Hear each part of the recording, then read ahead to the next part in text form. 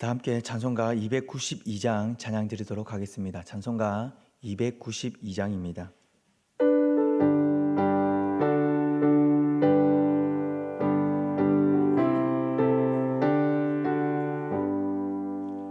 주 없이 살 수 없네 죄인의 구주여, 그 귀한 보배 피로 날 구속하소서. 구주의 사랑으로 흘리신 보혈이 내 소망 나의 위로 내 영광 됩니다. 주 없이 살 수 없네 나 혼자 못 서리. 힘없고 부족하며 지혜도 없도다. 내 주는 나의 생명 또 나의 힘이라. 주님을 의지하여 지혜를 얻으리. 주 없이 살 수 없네 내 주는 아신다. 내 영의 깊은 강구 마음의 소원은 주밖에 나의 마음 네 알아주리요.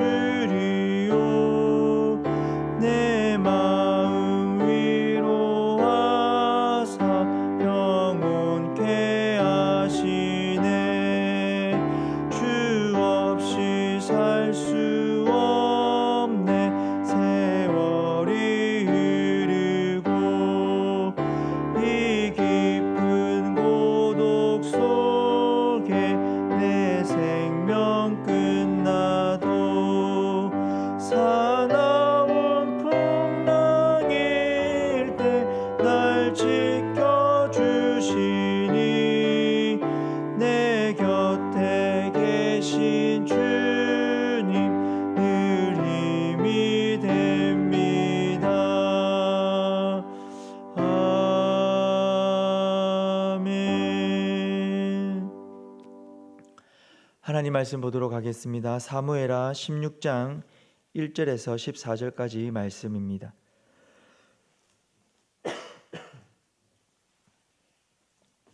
사무엘하 16장 1절에서 14절까지 말씀, 우리 한 절씩 교독하도록 하겠습니다. 다윗이 마루턱을 조금 지나니 무비보셋의 종 시바가 안장 지은 두 나귀에 떡 200개와 건포도 100송이와 여름 과일 100개와 포도주 한 가죽 부대를 싣고 다윗을 맞는지라. 왕이 시바에게 이르되 내가 무슨 뜻으로 이것을 가져왔느냐 하니, 시바가 이르되 나귀는 왕의 가족들이 타게 하고 떡과 과일은 청년들이 먹게 하고 포도주는 들에서 피곤한 자들에게 마시게 하려 함이니이다. 왕이 이르되 내 주인의 아들이 어디 있느냐 하니, 시바가 왕께 아뢰되 예루살렘에 있는데 그가 말하기를 이스라엘 족속이 오늘 내 아버지의 나라를 내게 돌리리라 하나이다 하는지라. 왕이 시바에게 이르되 무비보셋에게 있는 것이 다 내 것이니라 하니라. 시바가 이르되 내가 절하나이다. 내 주 왕이여 내가 왕 앞에서 은혜를 입게 하소서 하니라.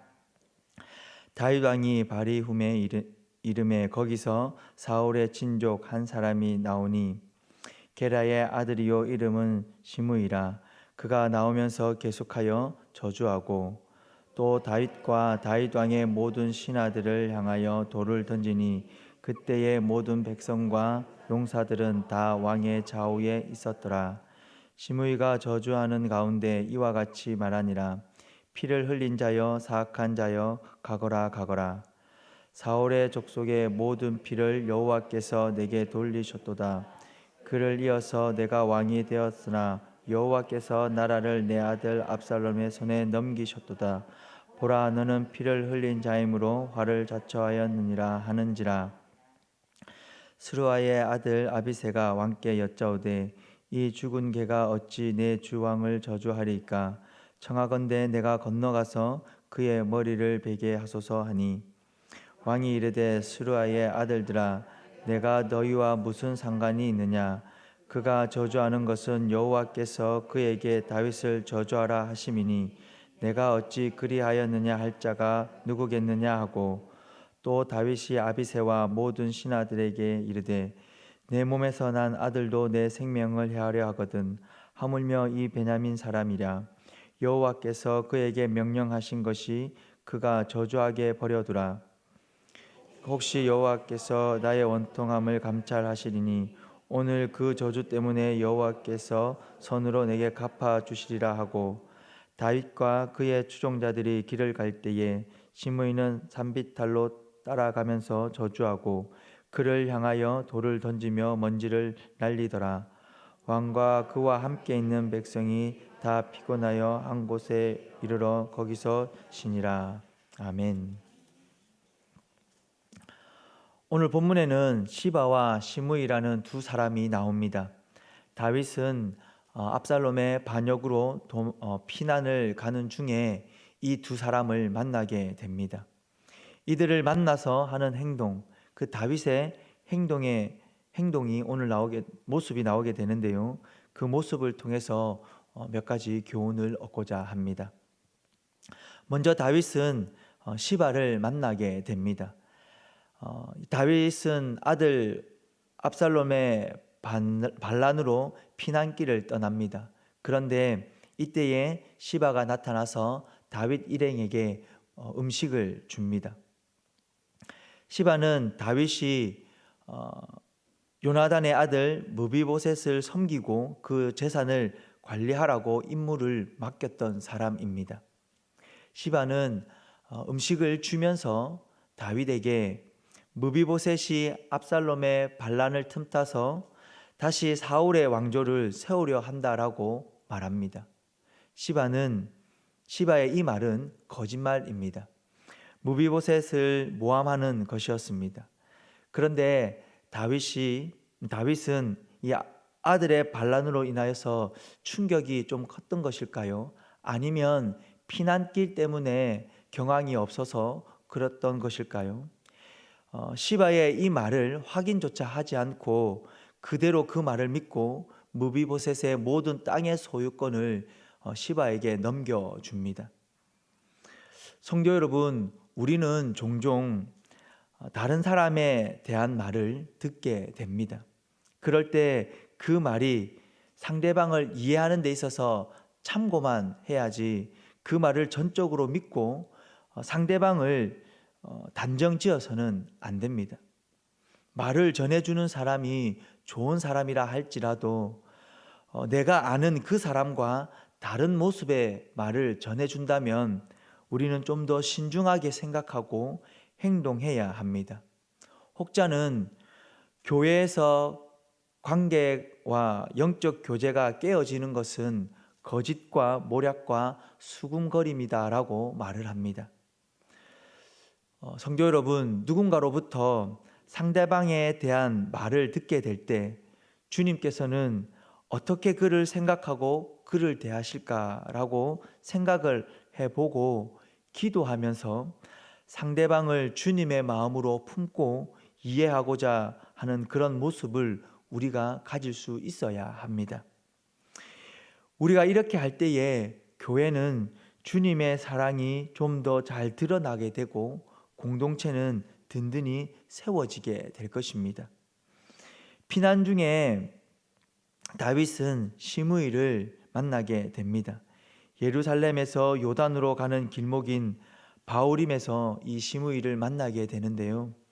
이 시므이는 베냐민 사람으로 사울 왕의 옛 신하였습니다. 그는 다윗과 그의 일행을 향하여서 저주를 퍼붓고 돌을 던집니다. 다윗을 향하여 피를 흘린 자여 사악한 자여 가라 가라 하면서 시므이는 계속해서 다윗과 그의 일행을 향하여서 저주를 퍼붓습니다.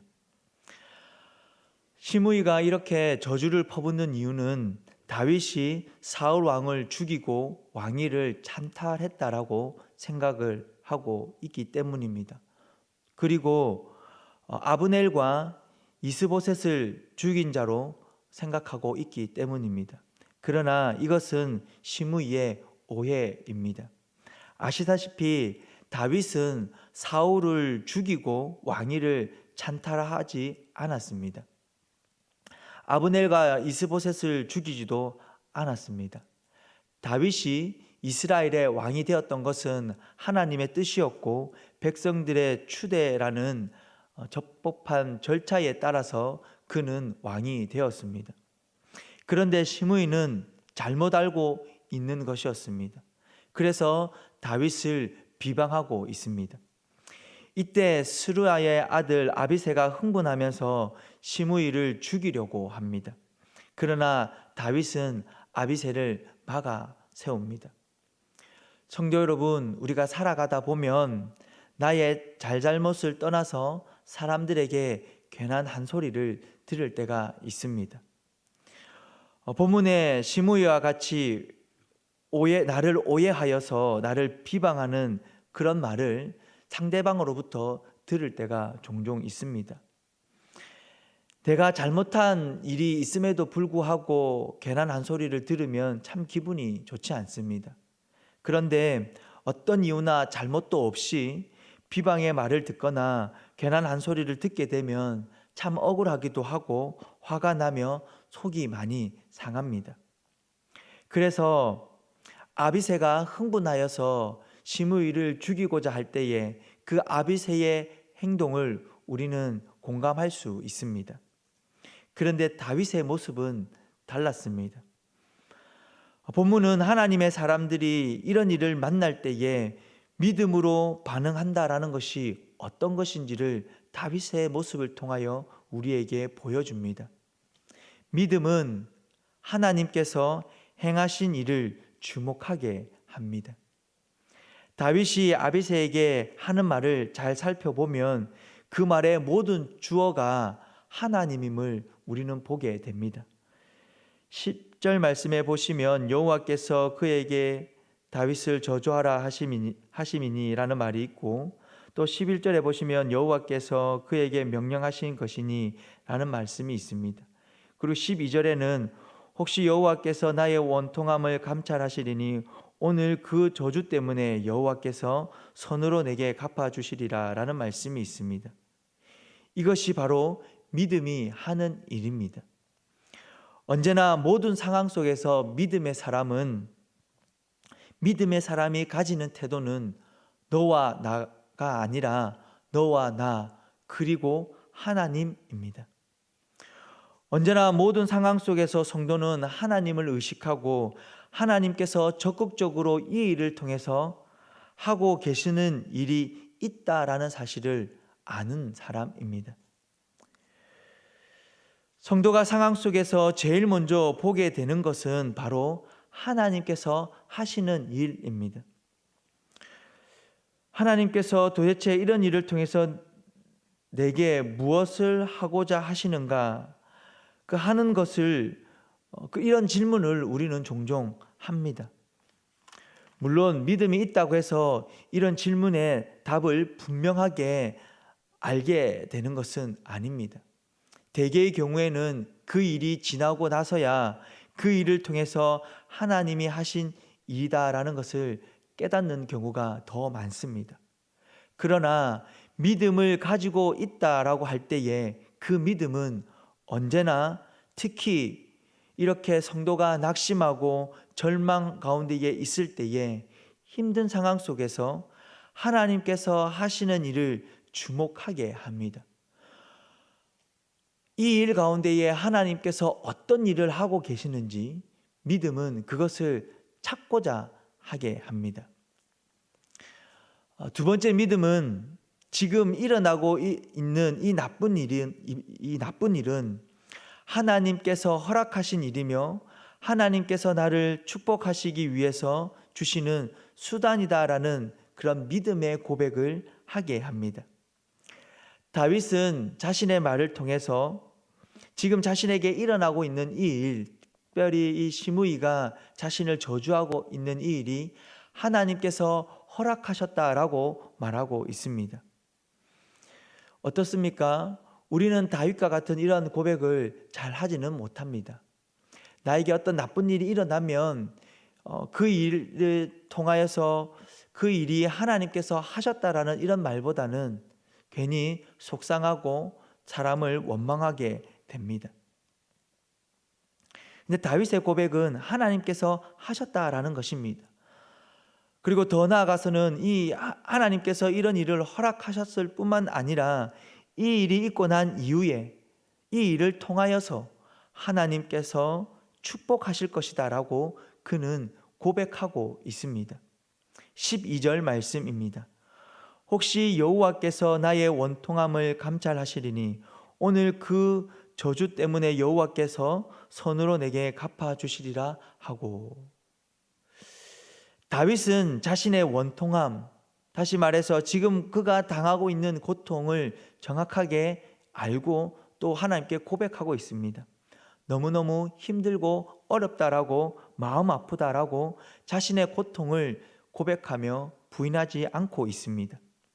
그러나 지금 당하는 이런 고통스러운 이 저주를 인하여서 하나님께서 선을 베풀어 주실 것에 대한 기대 또한 그는 함께 고백하고 있습니다. 이것이 믿음이 성도 안에서 하는 일입니다.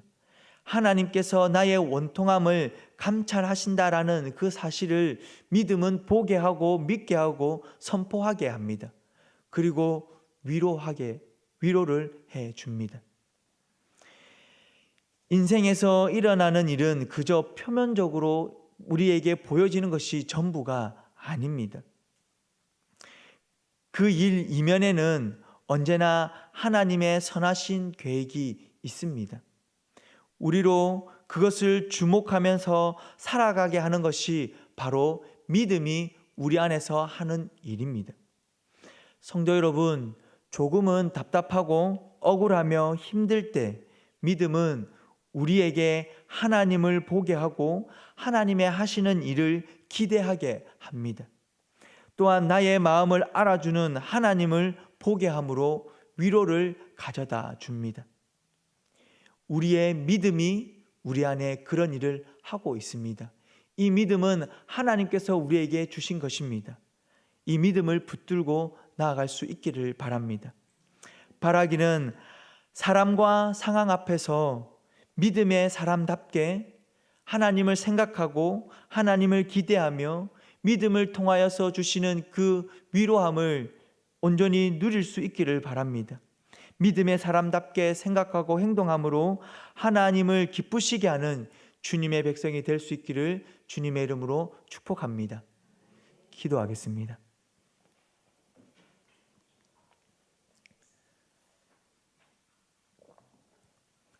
살아계신 아버지 하나님, 은혜를 감사합니다.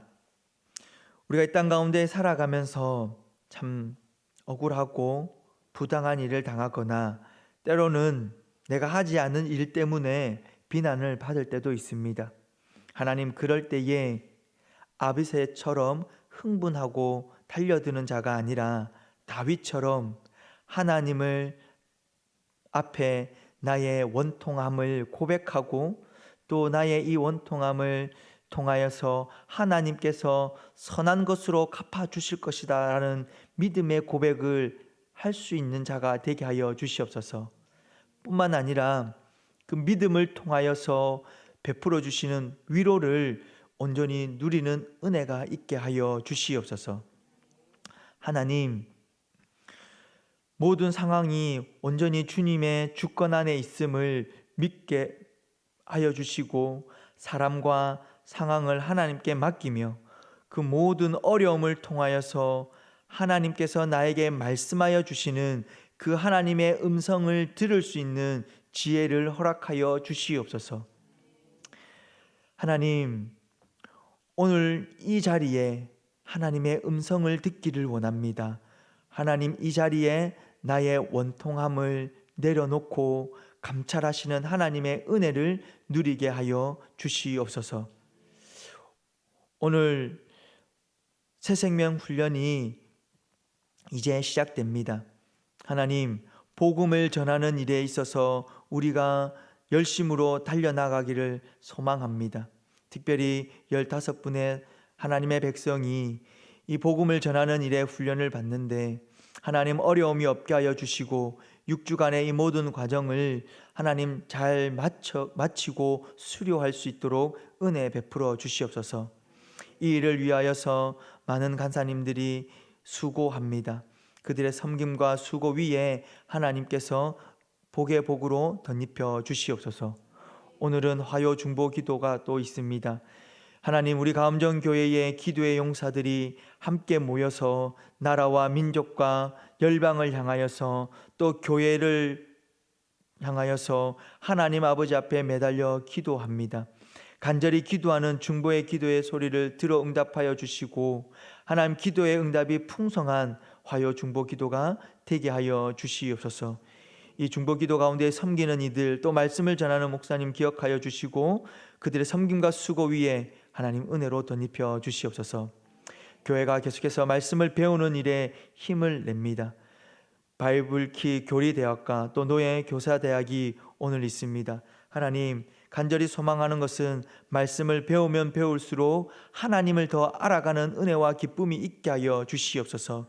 믿음이 더욱더 견고히 세워지는 은혜가 있게 하여 주시옵소서. 말씀을 배우는 가운데에 하나님 지혜로 덧입혀 주시옵소서. 하나님, 당에 속한 우리 장로님과 담임 목사님 그리고 행정일로 수고하는 이강건 목사님, 하나님 예비 정책 당회를 가지고 있습니다. 하나님, 이 교회를 더욱더 하나님의 계획 앞에 온전히 세워가기 위해 정책들을 세워갈 때에 하나님께서 지혜로 덧입혀 주시옵소서. 오고 가는 발걸음 하나님께서 지켜보아여 주시옵소서. 계속해서 하나님 아버지 앞에 우리의 마음을 내려놓고 기도하고자 합니다. 하나님의 이름을 부르짖으며 우리의 소원을 간구하며 하나님 아버지 앞에 나아갈 때에 하나님 들어 응답하여 주시는 은혜를 누리게 하여 주시옵소서. 간절히 기도합니다. 하나님 역사하여 주시옵소서. 감사합니다. 예수님의 이름으로 기도드립니다. 아멘. 계속해서 개인적으로 기도하며 나아가겠습니다.